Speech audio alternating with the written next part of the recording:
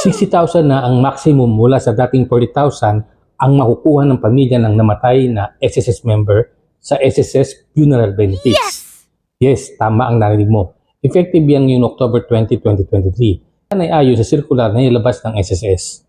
Pabor ba ito sa mga members at sa pamilya ng mga namatay na member?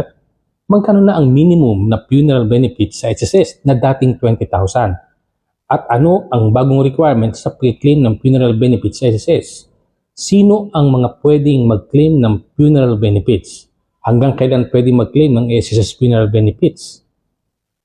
Kung interesado ka malaman ang mga pagbabagong ito sa SSS funeral benefits, panoorin mo ang video na ito dahil maraming pagbabago sa mga kondisyon para ka makapag-claim ng funeral benefits at magugulat ka sa matutuklasan mo dahil sa pagbabagong ito. Please subscribe, follow, hit all notification bell sa aking YouTube account at para mapanood mo ang kumpletong video ng topic na ito.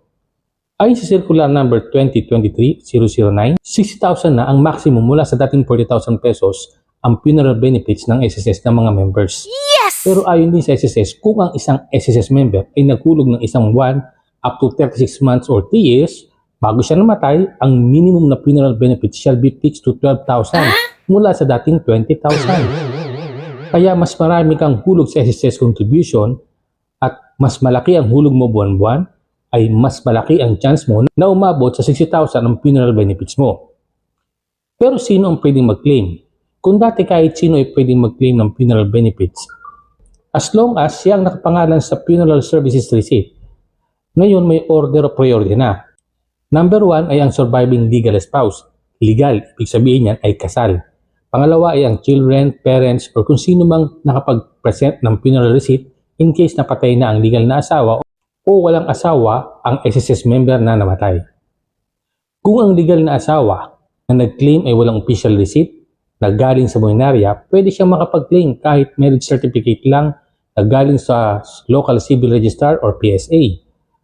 At kung ang namatay ay isang indigenous people na kalimitang inililibing at di na dumadaan sa funeral services, dapat ay may certificate ka rin sa National Commission on Indigenous Peoples or NCIP.